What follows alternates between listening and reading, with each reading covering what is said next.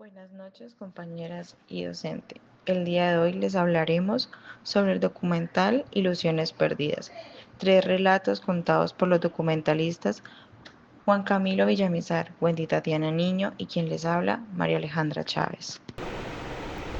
El caso de Juliana Andrea Saimboní ocurrió el 4 de diciembre del 2016 en Bogotá. Conmocionó profundamente a Colombia y al mundo por su brutal asesinato y las implicaciones sociales que reveló. ¿Quién era Juliana? Juliana era una niña de 7 años, perteneciente a la comunidad indígena en Verachamí. Su familia se había trasladado desde el departamento del Cauca a Bogotá en busca de mejores oportunidades. Vivía en el barrio del Bosque Calderón, una zona humilde cerca al barrio Chapinero Alto. Mientras jugaba cerca de su casa, Juliana fue secuestrada por Rafael Uribe Noguera, un arquitecto de 38 años proveniente de una familia adinerada y reconocida en Bogotá.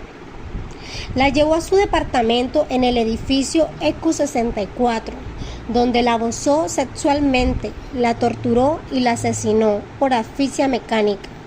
El cuerpo fue hallado esa misma noche. Este crimen generó una ola de indignación nacional. El presidente Juan Manuel Santos y diversas autoridades exigieron justicia. Uribe Noguera fue condenado a 58 años de prisión por secuestro simple, feminicidio agravado, acceso carnal violento y tortura. Sus hermanos Francisco y Catalina Uribe Noguera fueron acusados de intentar encubrir el crimen y manipular pruebas, aunque en el 2019 fueron obsoletos. Este caso de Juliana evidenció las profundas desigualdades sociales y la violencia de género en Colombia. Su familia rechazó compensaciones económicas, argumentando que en su cosmovisión indígena aceptar dinero sería como vender a su hija. En su memoria se han realizado homenajes como la siembra de un árbol en el jardín. No es hora de callar. Este trágico suceso sigue siendo un recordatorio de la necesidad de proteger a los más vulnerables, de luchar contra la impunidad y la violencia en todas sus formas.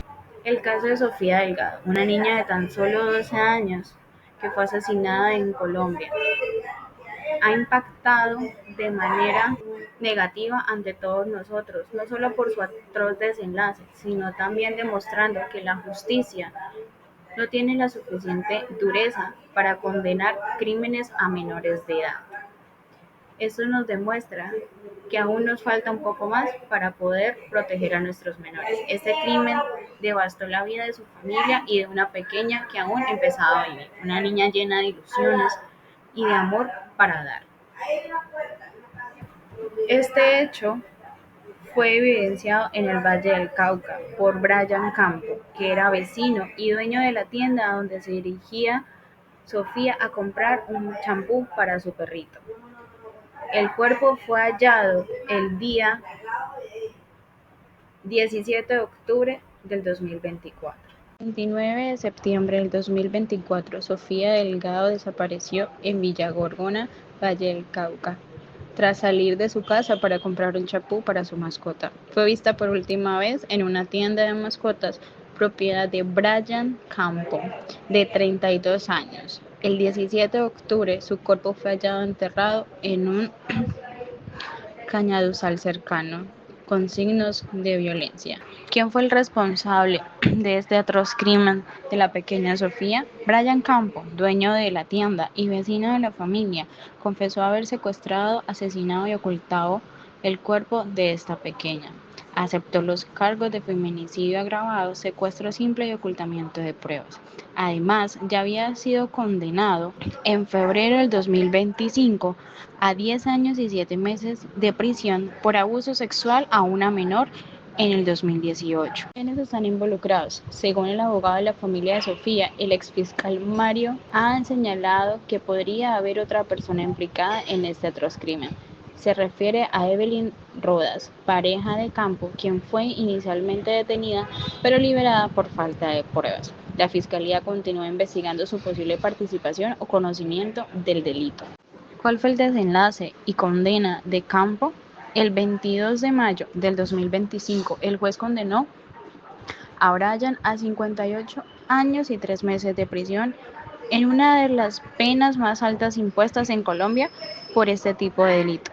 Pero gracias al vencimiento de términos, caminaba libre por ahí buscando a su próxima víctima. Este crimen que tiene conmocionado a Colombia no solamente duele, sino que aterra. Días antes de secuestrar a Sofía, la comunidad estaba denunciando que este hombre ya había intentado secuestrar a otra niña, pero ella sí logró escaparse. ¿Y ahora qué hacen las autoridades? No, pues se lamentan, se excusan, se rasgan las vestiduras diciendo que todos los mecanismos fallaron. Claro, como siempre. Y seguirán fallando mientras los criminales de este país sigan burlándose de la justicia, que los suelta con la misma facilidad que ellos cometen los crímenes. Como último, pero no menos importante, junto a su actual narrador Camilo Villamizar, estaremos abordando el famoso caso de Jaime Iván Martínez Betancourt, más conocido como el monstruo de Guarne o el asesino del Oriente. Jaime nace un 16 de julio de 1971 en una familia campesina ubicada en Samana Caldas.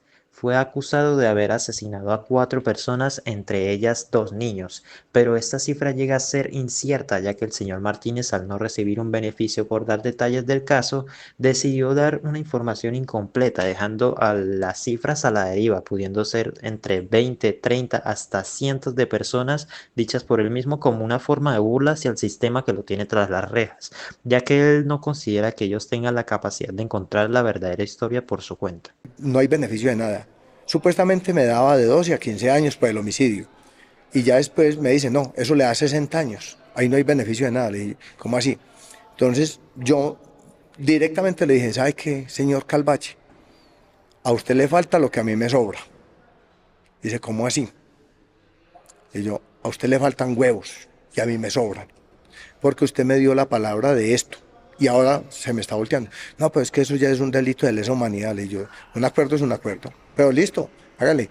A través de la entrevista realizada por el grupo Conducta Delictiva, Jaime Iván nos relata los sucesos a través de su perspectiva, dando detalles específicos de su cruel infancia, quien a manos de su padre había sufrido de muchos abusos, tanto físicos como psicológicos, llegando al punto en donde casi es asesinado por él. Enfatizando con esto que él no nació malo, la sociedad y su entorno lo forjaron así. Soy muy vengativo. Si uno alimenta a alguien con odio, ¿qué espera recoger? Odio. Entonces, lastimosamente, para mí era duro que me pegaran por insignificancias. Y ahí fue donde yo aprendí. Si a mí me castigan por una cosa, hago otra peor. Y así. Ahí fue donde se exageraron también con mis castigos. No fue, yo soy consciente, no fue solamente porque mi padre me pegara que yo hacía las cosas, sino porque él me pegaba y yo hacía otra peor. Me iba ganando los castigos. Hoy por hoy estoy en la cárcel, ¿por qué? Porque la embarré, cometí un error, listo. Pero yo tengo hijos y yo digo, yo a mis hijos no haría lo que hicieron conmigo. Cuando nos enfocamos en el papel que cumplimos como trabajadores sociales, se ve reflejada la ausencia de uno en la infancia de Jaime, que a los 5 años se encontraba totalmente vulnerable a las situaciones de su hogar y de la misma ciudad, pues Martínez se independizó dentro de estas edades, huyendo de la violencia descontrolada que vivía en su día a día. Muchas personas lo notaron. Un niño de 7 años buscando empleo, surge la cuestión de por qué nadie decidió ayudarle, darle una ayuda verdadera, un asesoramiento hacia lo profesional, cuando en 1972 ya existía el Consejo Nacional de Trabajo Social en Colombia, y en donde nuestra atención hubiera causado un gran impacto en la vida de este hombre, quien cometió errores e irremediablemente estará condenado pagando por sus acciones. ¿Usted siente rencor hacia su papá o hacia su mamá? No, incluso mi padre murió hace unos 5 años. Nosotros nos habíamos perdonado muchos años atrás, porque nos perdonábamos y ya mi padre creo que él había pagado por sus injusticias, por su ignorancia, porque es que muchas veces un ser humano no nace con un instructivo debajo del brazo y los padres creen de que lo que están haciendo es lo mejor para nuestros hijos y no. Nosotros fallamos, aún siendo el más viejo, falla.